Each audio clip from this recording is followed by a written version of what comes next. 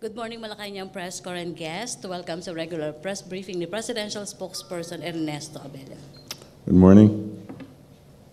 We're pleased to have today Metro Manila Development Authority Chair, retired Brigadier General Danilo Lim. Prior to his appointment, he served as a military assistant to the Secretary of National Defense, Chief of Staff of the Undersecretary for Local Government, and the Commanding General of the 1st Scout Ranger Regiment and Deputy Commissioner for Intelligence in the Bureau of Customs.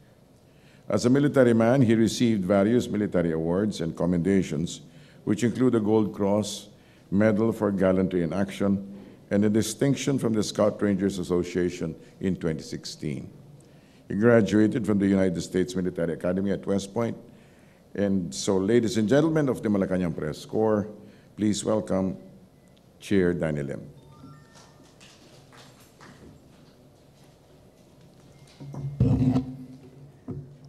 Secretary Ernesto Abella, mga kasapi ng Malacañang Press Corps, mga kasama sa paninilbihan sa gobyerno, magandang umaga sa ating lahat. Ako po ay natalaga bilang chairman ng MMDA noong May 22 of this year at nanilbihan sa loob ng ngayon ay 3 buwan na. At ito ang ulat ko sa inyo sa loob ng panahong yon. It is my honor to present the MMDA's Trust and Priority Programs. As an overview, the Metropolitan Manila Development Authority is mandated by Republic Act 7924 to provide various services to include development planning, solid waste disposal and management, flood control and sewerage management, urban renewal, zoning, and land use planning and shelter services, health and sanitation, public safety, and the most critical or problematic of all, transport and traffic management. To accomplish this task, these are MMDA's trust and priority programs. When I assumed the office as chairman of the MMDA last May, I said that I will not initially introduce any fancy schemes or complicated solutions, but it will employ back to basics and no-nonsense implementation of existing traffic rules and regulations to address the traffic situations in Metro Manila. Going back to basics means strict adherence to our existing laws, practicing a culture of discipline, road courtesy, and changing the habit of our people. Ibig sabihin po ng back to basics, seryosong pag-iimplementa ng mga batas trapiko. Ibig sabihin, kung ang sasakyan ay hindi dapat nasa lansangan dahil ito ay may problema sa lisensya o kolorum, wala sa linya o out of line, at may problema sa prangkisa, then dapat wala yan sa lansangan. Sa mga daanan ng tao na nababarahan ng mga vendors o stalls, dapat matanggal yung mga bumabarang yan. Sa mga lugar na bawal tumawid dahil no crossing, dapat hindi tinatawiran ng mga tao yan. At sa mga lugar na bawal mag-park, dapat walang nagpa-park dyan dahil sa illegal parking yan. With a forceful action and the development of a culture of discipline, kahit paano, we can restore some order and make life more vibrant and livable here in Metro Manila. At I also pledged when I assumed office that I will address corruption issues in the agency by instilling and implementing strict discipline and accountability among our employees. Now, our priority agenda. Shown on the slides is a list of some of our priority programs and activities, concentrating on discipline.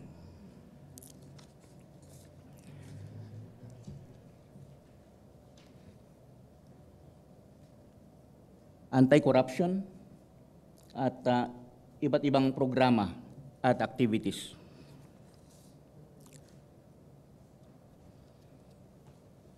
Next slide.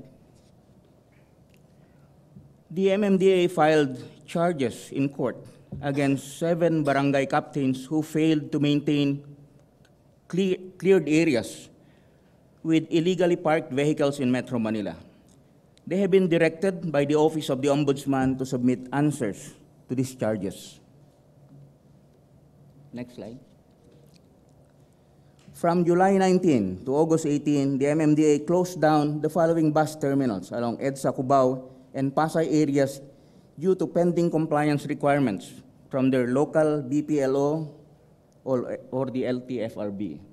Noong 19 July, sinira natin 4 na bus terminals sa Cubao area, Quezon City area. Noong August 2, 2017, may 2 terminals tayong sinala dito sa Pasay area. At noong August 18, may 9 na terminal na sinara natin due to various violations and deficiencies sa mga requirements ng kanilang mga business permits. Shown on the screen is a list of sample of bus terminals along EDSA that were temporarily closed by the agency along with their violations. Said bus terminals were also cited for other violations such as expired business permits, lack of permit for terminal garage and cargo forwarding, and employees without occupational permits.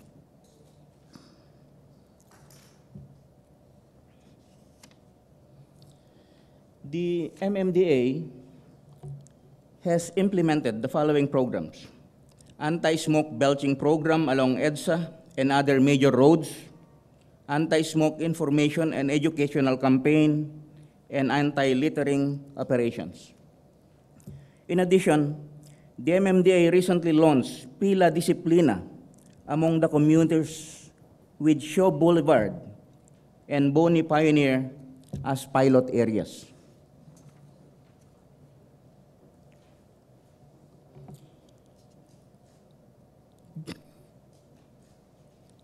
Due to the increasing number of illegally parked and stalled vehicles in the major thoroughfares of Metro Manila, the MMDA dispatches tow trucks and forklifts to assist in stalled vehicles and remove vehicles involved in vehicular accidents.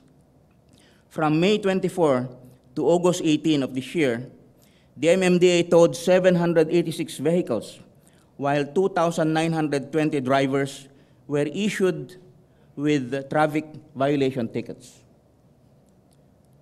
Under the MMDA's no physical contact traffic apprehension, a total of 14,535 apprehensions were made for the period of May 24 to August 18 of 2017.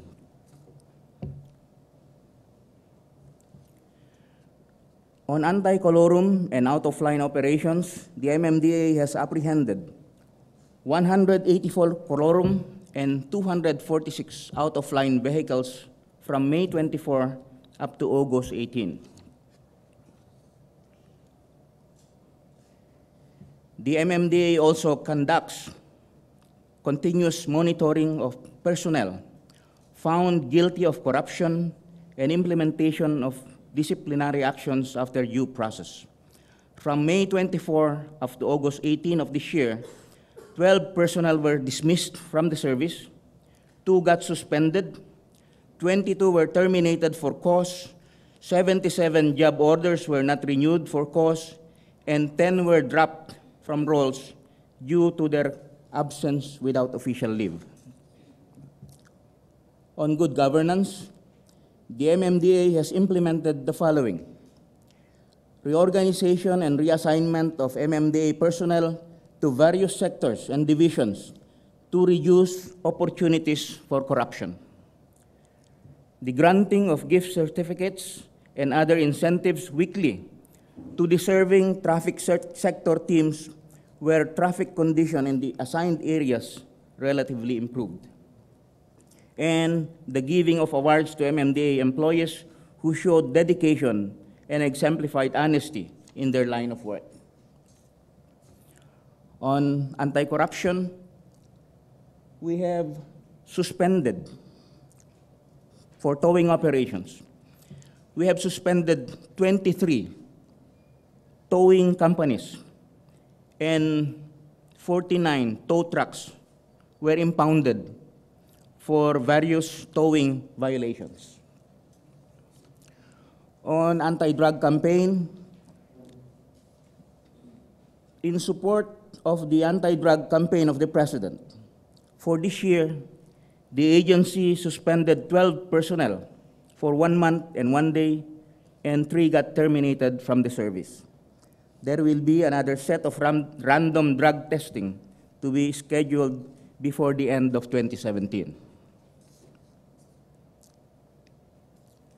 MMDA also provides comprehensive education and training in various areas of traffic management, including road safety, road emergency response, and environmental protection, anchored on the values and culture of honesty, professionalism, and responsiveness.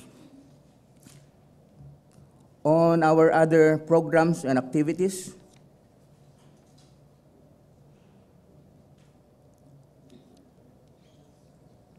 the conduct of the 3rd Metro Manila Shake Drill. Next slide.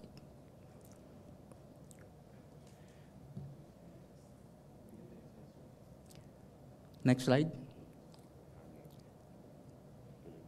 With the success of the previous Metro Manila Shake Drills last 2015 and 2016, MMDA led the 3rd Metro Manila Shake Drill from July 14 up to 17 to prepare for the worst case scenario in case of the big one. The drill was conducted with maximum participation of the 7 LGUs in Metro Manila down to the barangay level in close coordination with the Metro Manila Disaster Risk Reduction and Management Council. Almost 6.2 million people participated in the drill with 1.5 million additional volunteers. The Metro Manila Shake Drill 2017's presence on social media reached its peak of 3.8 billion impressions, making it the #1 trending topic in the Philippines at that time and #6 worldwide on Twitter.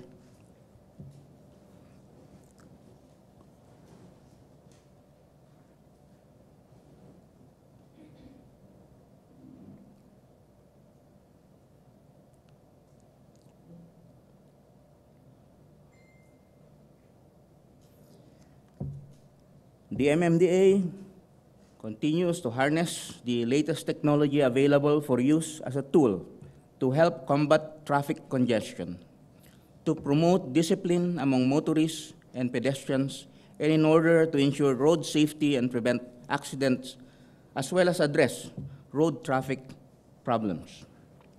MMDA utilizes some support infrastructures through the installation of traffic signals with high-definition CCTV cameras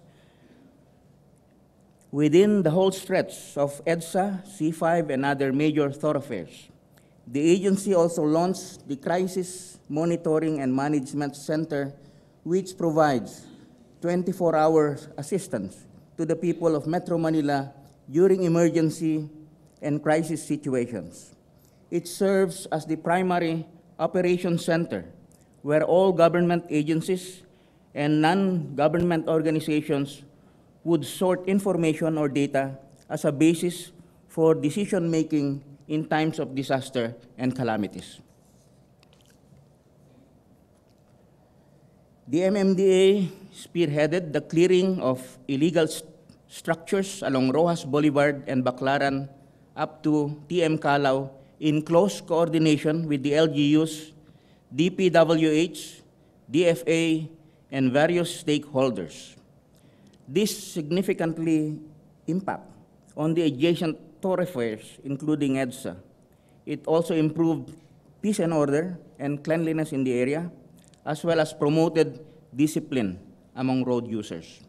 Also, this activity led to the recovery of 2-lane service roads to ease traffic congestion, resulting in the 14.62% reduction in travel time and 17.13% increase in travel speed from the airport road to President Quirino Avenue.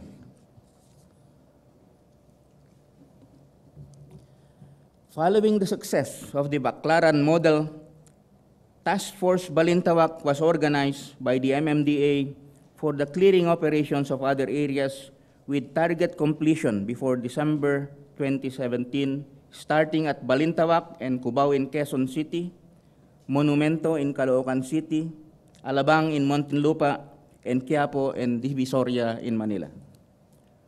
For the Balintawak market, the MMDA conducted clearing operations of illegal vendors, structures, and illegally parked vehicles, installed plastic barriers and signages, and convinced the informal settler families to self-demolish their housing structures.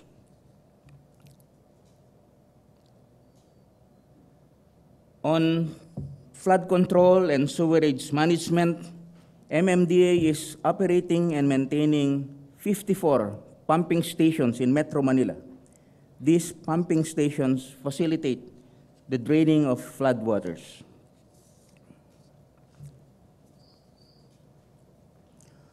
Part of our cleanup and maintenance operations is the conduct of regular dredging, declogging, and desilting of our waterways and drainage network.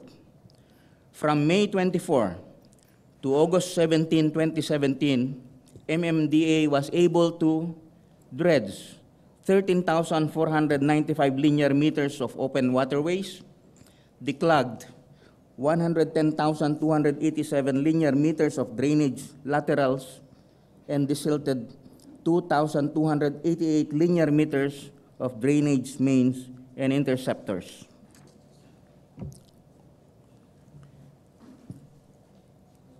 MMDA launched the Sterile Beach program to reduce flooding caused by clogged waterways.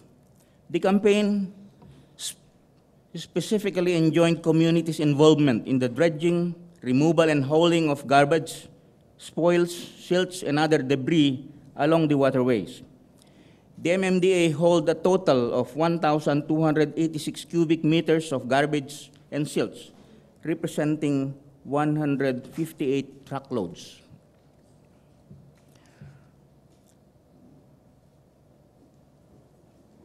On solid waste disposal and management, MMDA continues to conduct the following activities: monitoring of the daily activities in the 3 MMDA accredited sanitary landfills and inspections and documentations of the total volume of incoming waste. Ongoing installation of CCTV cameras at the 3 MMDA accredited sanitary landfills. Maintenance of closed facilities in Carmona and Boso-Boso sanitary landfills. Hauling of accumulated waste in the pumping stations for disposal at Nabotas and Rizal provincial sanitary landfills. As part of the agency's programs on disaster management, MMDA is continuously providing rescue, life-saving and water skills training free of charge to various government and private institutions. Enumerated in the slide are the major training modules that we are providing. For the period of May 24 to August 18, the MMDA conducted rescue and life-saving trainings for 11,392 individuals. That ends my presentation. Maraming salamat po. I am now ready for your questions. MPC questions? Laila Salaveria. Good morning, sir. Sir, based on your assessment, did the suspension of Uber contribute to the improvement of traffic flow in Metro Manila? Well, sa mga narinig natin, mukhang lumuwag ng konti yung traffic because of the Because the problem talaga in Metro Manila is a volume problem of vehicles. Talagang napakaraming sasakyan At yung mga kalsada natin ay hindi naman nadadagdagan. Ano? Ilan ba yung units daw ng Uber na suspend? 60, 70,000 units. So napakarami po niyan. So from what we heard, yung mga report, pati yung data natin sa Metro Base show na mukhang nakatulong sa pagbawas ng traffic. Of course, yung traffic natin ay talagang malala pa rin, but kahit paano nakatulong daw.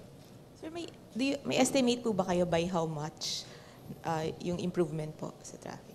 Siguro ay mga 5%, mga ganun, sa travel time. Thank you. Okay, MPC questions? Other questions? Chris Jose? Sir, dun po sa project nyo na, sir, Sir, nasa left. Yes. yung paglilinis po ng estero, gaano po kadalas ang gagawin nating paglilinis sa estero, lalo na po ngayon na tag-ulan na? Well, sa totoo lang, araw-araw po yung mga tao natin sa MMDA naglilinis ng esteros, yung mga declogging natin ng mga kanal, sewerage system, lines, araw-araw po ginagawa natin yan. Pero kahit na gaano yung paglilinis mo, talagang nandun pa rin yung mga basura. Marami sa mga kababayan natin hindi pa rin natututo sa yung problema ng ginagawa nila, nagtatapon ng basura kung saan-saan, ano? At tuwing bumabaha, gawa ng malakas na pag-ulan, ito ang nagiging problema dahil pagkailangan ng mag-pump ng yung mga pumping stations natin, yung mga pumping equipment, pag nagpa-pump na yan ng tubig, kailangang tumigil every so often dahil nakakasira itong mga ito, nakakabara eh. So yan po ang problema natin. Malaking sanhi ng pagbaha itong mga basura na na napakaraming sa esteros, sa waterways natin, nandyan lang araw-araw. Masasabi po ba natin na may pagkukulang din po yung mga barangay officials? Yung mga karamihan kasi na source ng mga pagtatapon na ito ay galing sa mga lugar na maraming informal settlers. Kaya dapat makipagtulungan din dito yung ating mga local government units at hindi lang kaya ng MMDA ito na mag-isa. Thank you po. Pero, questions? The next Kapanti? Sir, good morning po. You mentioned before of implementing a two-day coding system. Is this policy still being considered at Yes. this point? And sir, baka pwede kayo mag-cite ng reasons Yes, kung we bakit floated i-implement pa that. to? We floated that idea dahil yun nga, as I've said earlier, we have a volume problem sa vehicles. We floated that idea so people would talk about it. Pag-usapan, makita natin yung response, yung sentimento, yung reaksyon ng ating mga kababayan. And mostly negative, and up to now, we haven't even tackled this sa Metro Manila Council meeting natin. Hindi pa namin napag-uusapan yan. Alam naman ninyo that the MMDA cannot by itself, without the imprimatur of the MMC, hindi kami on our own do itong mga desisyon na ganito. We have to get the approval of the MMC. So sir, hindi po receptive yung MMC, would you say?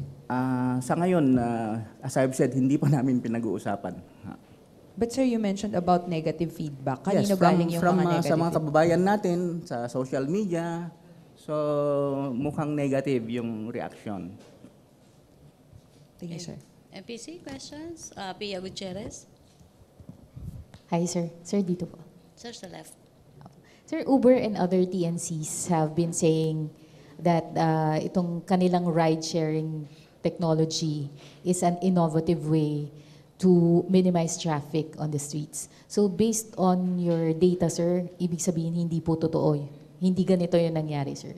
Well, maybe. Pero when it's not regulated at wala ng control yung pagdami ng mga ganitong sasakyan, talagang nakakapasama sa traffic. Ano? May mga regulations tayo. Ilan ba yung dapat yung naibigay na prangkisa dyan? Ilang units? But kung more than 100,000 mahigit na yung mga sasakyan na in effect lumalabas na kolorum. So hindi nakakatulong yan kung ganyan. Questions? MPC? No more. Pero, sir, yun daw pong, sir, si Rocky dito sa left. Yeah. So kasi laging problema sa Metro Manila yung basura talaga. Dati, yung mga previous years, nagkaroon ng Waste Management Summit kasi kailangan yung coordination na ng mga LGUs, particularly Metro Manila nga dahil sa problema. May ganun po ba, kailangan yung dapat na mas maigting na coordination ng mga mayors dito sa Metro Manila para talagang ma-solve na itong problema ng basura? Well, yung sabi ko nga pag-upo ko dyan, sabi ko napakarami ng technology ngayon. Ginagamit na ng iba't ibang mauunlad na bansa. Specifically, itong waste to energy na technology, for example. At bakit tayo patuloy pa rin na nagtitiyaga na yung mga basura natin tinatambak lang sa landfill na hindi nagagamit. Actually, yung pera, basura yan eh. So yan siguro ang isang trust na patuloy tayong makikipag-konsulta, makikipag-ugnayan sa mga ibang ahensya, lalong-lalo na yung nakakaalam dito, may mga technical people para pag-aralan ito. Dahil yung basura natin sa Metro Manila, we are generating in the whole mga almost 10,000 tons every day. Napakarami po niyan. May 3 landfills tayong ginagamit, diyan napupunta yan. Samantalang itong ganito karaming basura, napakalaking enerhiya. Ewan ko lang kung ilang megawatts ang pwedeng ma-generate out of this. So, yan po ang isang punto na gusto namin sa MMDA na ipursu. Okay, thank you. Maricel Halili, TV5. Hi, sir. Good morning. Sir, I understand there was a floated idea before na tanggalin yung mga old cars to ease traffic congestion in Metro Manila. Do you still consider this idea, sir? Yes, as I have said, hindi kasi MMDA lang itong mga desisyon na ganito, more on DLTO yan, and sa LTFRB siguro kung it involves franchise. Pero tama po yan. Dahil sa totoo lang, napakaraming lumang sasakyan. Every car na na-stall, nag-breakdown, nagkaroon ng diferensya, nasira sa kalye, the effect is multiplied and magnified in terms of yung delay natin sa traffic. So, isa po yan na yung mga obstructions created by these old vehicles na nasisiraan. In addition to other incidents, of course, like aksidente. But yung mga ganyan na-stall yung vehicles dahil sa kalumaan, sabi ko nga, the whole lane is affected. Tremendous yung epekto niyan. Multiplied and magnified, it worsens the traffic situation. I agree po with that. But makikipag-ugnayan po tayo sa other concerned agencies dahil hindi naman po sa MMDA yan.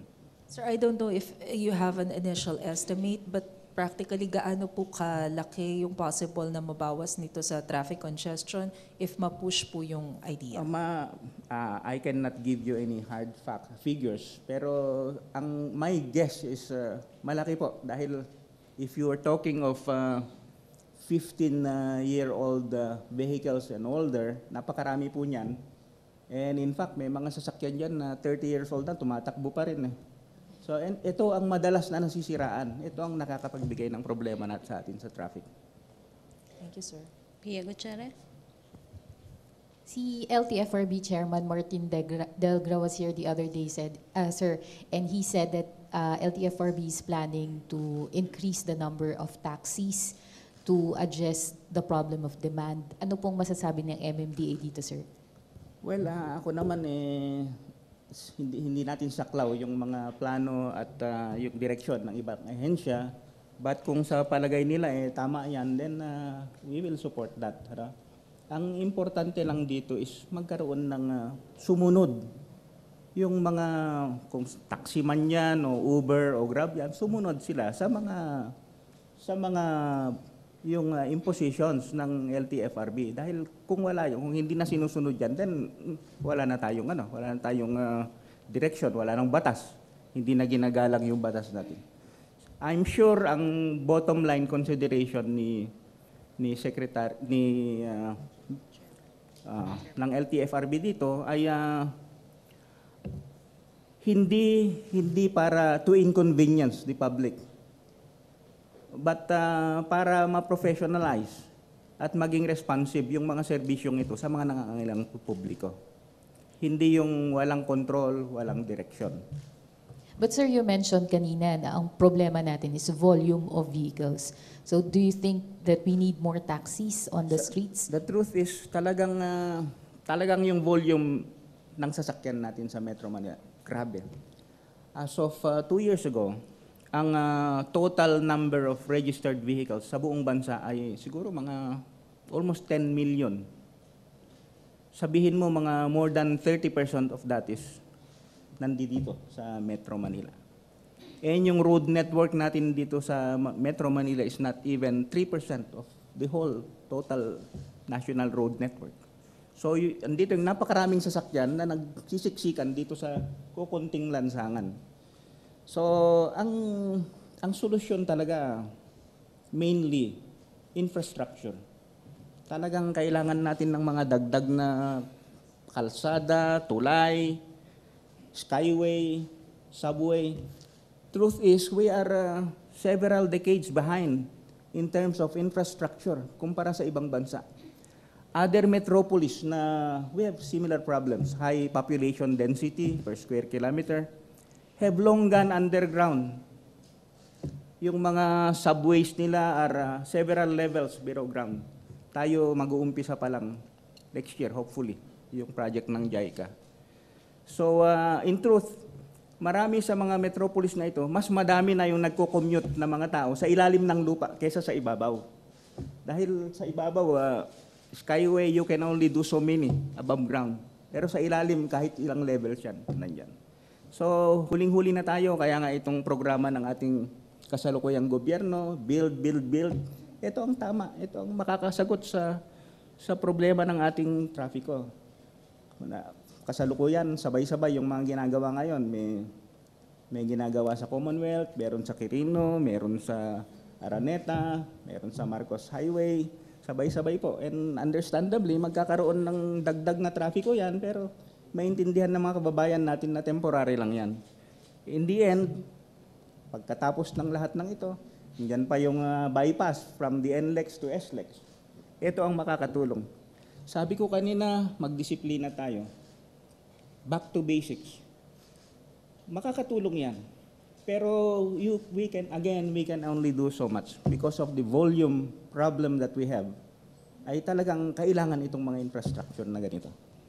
Following on that, sir, nabanggit nyo nga nagsimula na yun dun sa Commonwealth and we expect more of that situation to happen in many parts of Metro Manila. Ano po yung mga paghahanda na ginagawa po natin? Are we planning to increase the number of our personnel to manage traffic? Well, the limited number of personnel that we have ay pinag-aaralan natin yung mga deployment niyan. Kung saan mas kailangan, doon natin ilalagay. The truth is, again, kulang din yung mga tao natin. We are, siguro, napakalaki yung pagkukulang natin in terms of traffic enforcers to man all these national roads dito sa Metro Manila. So, we're making do with what we have. Okay. Thank you, Pia. Thank Last you, sir. question. Hannah Sancho. Good morning, sir. Sir, na-mention niyo po sa presentation niyo yung internal cleansing po. Kasama po ba dun sa mga nasuspend or natanggal sa trabaho, yung mga nangungutong po na mga traffic enforcers? Yes, magmula nung naupo tayo dyan, naintindihan ng mga kasama natin na wala tayong tolerance for yung mga activities na ganito. So, may mga natanggal na dyan. And kung natatandaan niyo yung mga figures ko, may mga job orders that were not renewed for some reasons. Kasama na rin po yan. At marami naman dyan, may mga alam nila na may nagawa sila na hindi maganda. So, kesa they submit themselves to the investigation process, marami dyan nag-aawol na lang, hindi na rin po mapasok. So, sama-sama na po yun sa yung internal cleansing natin. Sir, last na po. Is it enough po na ginagawa niyong hakbang, ito yung pagbibigay niyo ng mga gift certificates, yung mga iba pa pong freebies para hindi na po matempt yung traffic enforcers or yung ibang empleyado niyo, or may iba pa po kayong programs para hindi na po talaga sila ma-involve sa corruption po? Well, ang isang problema talaga dyan, yung mga traffic enforcers natin lalong-lalo na, nandyan yan, maghapon na nakabilad sa araw na uulanan, yung sweldo, yung tinatanggap nila na monthly, talagang napakababa. So we're doing this kahit paano to address their moral, maipakita naman natin sa kanila na we care for them, na sa amin kasi sa military, you do your mission, pero at the same time, never forget the welfare of your people. Ganon lagi. So we're accomplishing the mission. Pinapakita natin na may pag-aalaga, pag-aaruga tayo sa kanila. Mas maganda sana eventually, and I have been talking to some people who can help sa Kongreso, sa DBM, na kahit paano madagdagan ng kahit konti yung take home pay ng mga kasama natin, ng mga traffic enforcers, those involved in the field, lalong-lalo na yung araw-araw nandoon. So yun po ang isang makakatulong talaga. Chris Jose? Sir, patanong lang po ni Mr. Alvin ng DZIQ, open daw po bang MMDA sa paggamit ng incinerator to address the garbage problem? May mga batas naman tayo po dyan, na bawal yata yung incinerators. But kung meron man, kung gagamitin man yan, we have to make sure na yung emission is within certain standards. Siguro kung hindi naman lalampas sa standard na nakakasama talaga sa kapaligiran, then why not? Dahil itong basura, napakalaking problema talaga. Okay. Okay na. Thank you. Thank you, MMDA Chair Danilo Lim, Presidential Spokesperson Ernest Abela.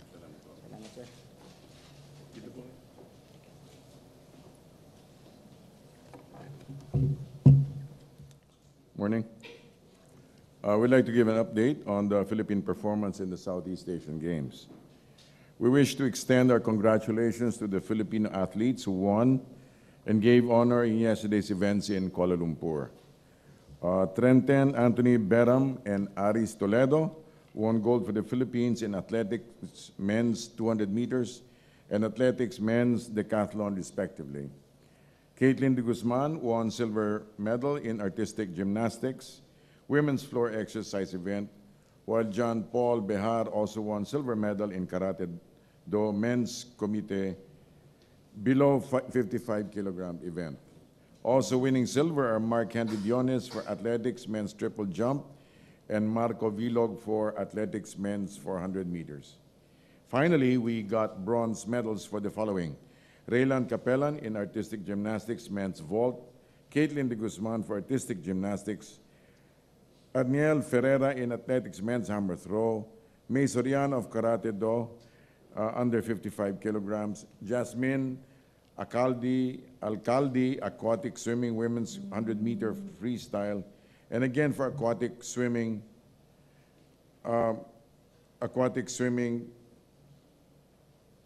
women's 100-meter and for 50-meter butterfly. We likewise got bronze medals for swimming women's 4x200 meters freestyle relay from Nicole Oliva, Rosalie Santa Ana, Nicole Pamintuan, Jasmine Alcalde, and for squash, women's doubles from Jamaica, Aribado, and Yvonne Alisa Dalida. As of yesterday, August 23, 11 p.m., the Philippines has won 10 gold, 15 silver, and 20 bronze medals. So we continue to cheer Team Philippines. Also, on the Southwest Intermodal Transport Exchange, the Department of Tourism of Transportation has announced that the construction of the second floor, which covers zones 1 and 2 of the Southwest Intermodal Transport Exchange in Parañaque, has already begun. According to DOTR, the SUITEX will allow for seamless transfers, fixed departure schedules, and centralized ticketing system for provincial buses. Its construction is expected to be completed in April 2018, which will reduce the number of buses traveling along EDSA. We're open to a few questions. Laila Salaveria? Good morning, sir. Yes, ma'am. Sir, what does the palace make of all these allegations concerning the Bureau of Customs? First, coming from Senator Lacson, the President has repeatedly expressed his trust in former Commissioner Faldon. So, will he support any investigation of? Of course, the President will support all investigations. And at this stage, since the inquiries have started, I think it's best that we do not be seen to be interfering in any way at all. Sir, how about the fresh allegations from Mr. Faldon about Senator Lacson's son's involvement in smuggling? Senator Lacson's son. Son's involvement in Well, smuggling. that also has to be verified. That also has to undergo proper investigation. Pwede other topic. May follow-up question? Hannah Sancho. Sir, may panawagan si Customs Commissioner, ex-Customs Commissioner Faldon na magkaroon ng third-party investigation. May directive po ba yung Pangulo Duterte sa DOF na tugunan yung request niya? Regarding if there's any directive, we cannot affirm or confirm that. But we expect that the DOF and the new Customs Chief will give due consideration to Senator Lacson's speech, for example, and so should the Justice Department and the Ombudsman to charge grafters along with agencies fighting drugs, crime, terrorism, and so forth. So all the more impetus for the President to go back to his anti-graft stance. Sir, after, di ba sinabi na ng Pangulo na si Sid La Peña na po ang papalit kay Faldon, do we expect na magkaroon po tayo ng top-to-bottom cleansing sa customs? Well, there should be a substantial change that we expect. There ought to be, I cannot say top to bottom what, but there should be substantial and felt changes. Kailan po papasok si Ano Faldon? na po yan? Subject, yung kanina. Sorry, si La Peña po. Ang alin po, yung Kailan papasok si La Peña po? nasa ano pa, that should be happening soon. I cannot give you the exact date, but that should be happening soon. Thank you, sir. May follow-up? Other issue? Pia Gutierrez. Other issue, sir. Yes, Sir, ma'am. what is the Philippine government's response to the warning issued by TECO to the Philippine government against doing business with a fugitive in Taiwan who is planning to invest 18 trillion pesos in an economic zone and IT building in Pangasinan? Ma'am, regarding that, I checked with the DTI right now. They're doing their due diligence. So that's that specifically PESA I think is under the DTI, and that should be, and they're also doing their due diligence to make sure that, and they have been, I think, being given the directive to make sure to study and to investigate, not investigate, but to check into the background of the said potential investor. And also, sir, sources say Shang-Lu Dragon's chairman Chen is scheduling a meeting with President Duterte. Is the president going to meet with him? Is he in favor of pushing through with the multi-billion-dollar deals with Shang-Lu Dragon? Ma'am, that should be dependent on the recommendation of his economic managers. Okay. Laila Salaveria? Good morning, sir. Yes, Has Malacañang verified reports that China has planted its flag in a sand cay off Kota Island, which is within Philippine-controlled territory? I inquired about that, and apparently, as of this stage, there is no flag. As of this stage, and but it seems that the place in itself is subject to many, what do you call it, passers through, and in fact, there are evidences of people who do park there, and mainly, but these are not military, but mainly these are citizens who may be, but this is not verified, but mainly these are citizens and not white or gray ships. Sir, you mean we sent people there and they checked and there was no Chinese Yeah, flag? according to the source that I referred to, there was none. There were no flags during that time. Sir, may we know the source? Is it the DND, the military? It's a very reliable source. Thank you. Sir, isa Yes, pa. ma'am. Sir, related to Philippine territory, Okay. according to Rep. Alejano, Malacañang has canceled the proposal to build an outpost on Philippine rice. Well, supposedly because this wasn't a priority. Sir, what's the reason for Say that again. Sir, why did Malacañang cancel the project to build an outpost on Philippine rice? I don't know if anything was canceled so far, but we'll have to check regarding that. I don't think it has been anything has been canceled. It may have been postponed or whatever, but let me verify on that. Okay. Sir, the report kasi quoted, well, it was Rep. Alejano quoting Agriculture Secretary Piñol. It may have been a project of Secretary Piñol. No, it may a DA project that may have. Let me check on that. Okay. Sir, thank Thank you. Okay, may follow-up about China? Other issue? Elijah Rosales? Good morning, spokesman. How is the government monitoring the situation in Hong Kong, given that we have a significant number of overseas Filipino workers in Hong Kong? Specifically regarding the matter of? Of the strong typhoon Yes, signal number 10. we will have to get reports on back. We still haven't gotten feedback regarding that recent occurrence, but we will get back. We will inform you as soon as we get fresh feedback. Thank you. Thank you. Okay, questions? MPC? Lenesca? Sir, other issue po. About Justice Secretary Aguirre saying that the death of Kian De Los Santos has been blown out of proportion and it's just natural. Does the palace share these sentiments of the Justice Secretary? Let's put it this way. Like we have said, there is depth and seriousness regarding the matter. We may not. That is the opinion of Secretary Aguirre. But from the palace's point of view, this is a serious matter, and we have given it the kind of due attention, but on the other hand, it's also wise to make sure that everything is continually in perspective. Okay, thank you, Lenesca. Last question?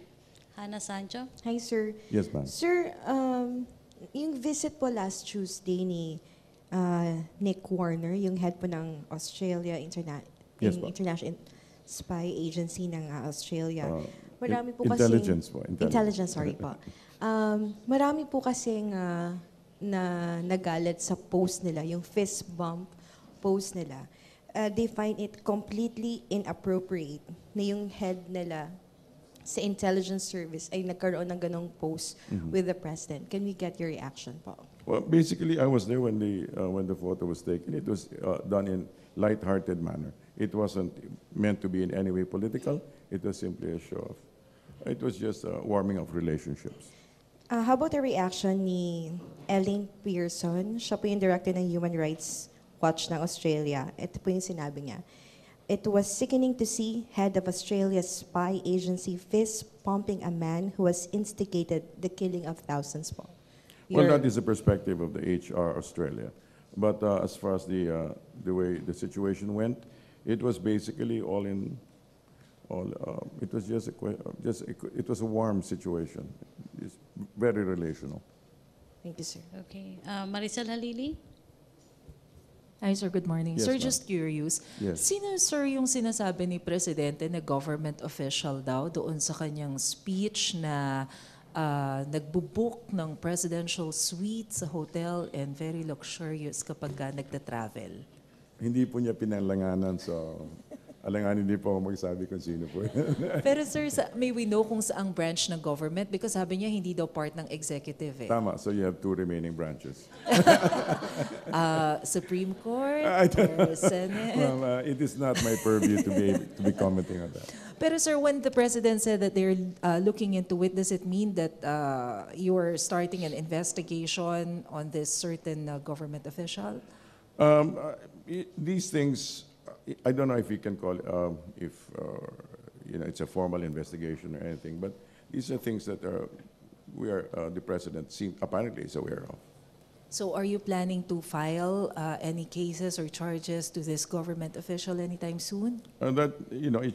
If charges are a very serious matter, so it must be something that's pretty substantial. Thank you, sir. Okay, last question. Sige. Chris Jose to be followed by Pia. And last question na si Pia. Sir, patanong lang po ni Dexter Ganipin ng DZMM. What will I say? Kung ADS. kung alam daw po ng palasyo, yung mga isiniwalat ni Fael doon, ano daw po ang tingin niyo doon sa mga sinabi niya, yung mga pasabog po niya, and kung di raw po ba nagsalita si Senator Lacson, hindi raw po ba magsasalita si Fael doon? Yun po. Alin pong mga pasabog supposedly ni Faeldon? What specifically? Yung pong pagdawit po kay Pampi Lacson sa smuggling, sa cement smuggling po. Ma'am, mas maigi siguro if you don't make any comments regarding that matter. After all, investigation is ongoing. Thank you po. Okay, thank you. Last question, Pia Gutierrez. Sir, may we know ano po yung napag-usapan kahapon ni President Duterte and Admiral Harris? Of the U.S. Okay. Pacific. Ma'am, it was all about, first it was a cordial visit, and pangalawa po, it was about just talking about regional security issues. Nabanggit po kahapon ni President and we were able to get that regarding the concerns on North Korea. So ito din po ba yung naging sentro ng kanilang pag-uusap? Hindi naman po siguro sentro, pero we were the conversation went around regional security issues.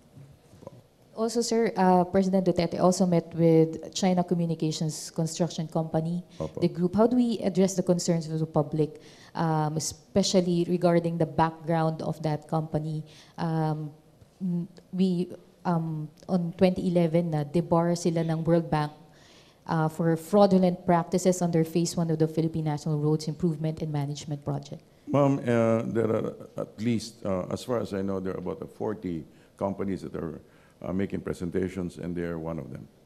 So it's not, the visit was not necessarily implying that they were already won any contracts, but they were simply visiting, making their presence known, but they are, in truth, actually one of many. Pero will the Philippine government take that into consideration, yung background po ng mga kumpanya na gustong pumasok sa Pilipinas? Opo, the Department of Finance specifically is very keen on making sure that those companies that we deal with are financially stable and have integrity, and that is what we hold them to. That also holds true dun sa fugitives, sir, na binabanggit ng TECO. Naturally po, totoo po yan. Okay, thank you, Pia. Sir, may update sa Marawi? Yes, ma'am.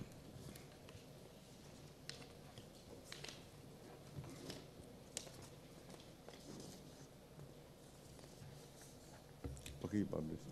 All right. As of 7 p.m., 23 August, civilians killed by terrorists, 45. Civilians rescued, 1,728. Enemy killed, 595. Recovered firearms, 656. Government casualties, killed in action, 129, and buildings cleared, 9. The balance so far of the Marawi Casualty Fund, 35,683 and 53.23. And Marawi IDP, displaced persons, the balance remains at 943,945 and 21 centavos. Thank you very much. We'll see you tomorrow. Okay, thank you, Presidential Spokesperson Ernesto Abella. Thank you, MMDA Chairman Danilo Lim. Back to our main studio sa Radyo Pilipinas and PTV.